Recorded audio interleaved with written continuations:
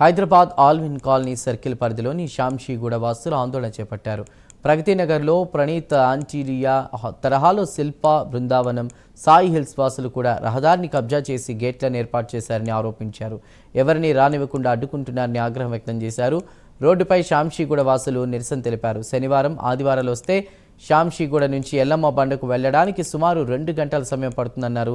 శిల్ప బృందావన్ నివాసులు అన్ని హెచ్ఎండిఏ లేఅవుట్తో ఏర్పాటు చేసి గేటెడ్ కమ్యూనిటీ అంటూ కూడా రహదారిని మూసివేశారని శాంషీగూడ వాసులు తెలిపారు.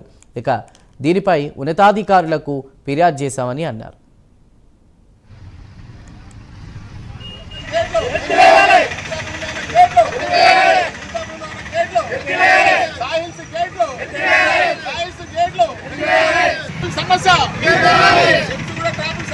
కాబట్టి ఏంటంటే ఈ ముందు శిల్పాభివృందావనం గేట్లు తీసేసి మాకు అగ్రికల్చర్ రోడ్ చేసేసి సాయిల్స్ గేట్ తీసేసి అగ్రికల్చర్ క్లియర్ చేసేస్తే ఎప్పుడు 2009 లో కూడా మన బిషప్ ఉన్నప్పుడు సీఎం కిరణ్ కుమార్ రెడ్డి గారు కూడా అగ్రికల్చర్ రోడ్ క్లియర్ చేసేయమని చెప్తే కూడా ఇంతవరకు పెండింగ్ పెట్టేశారు.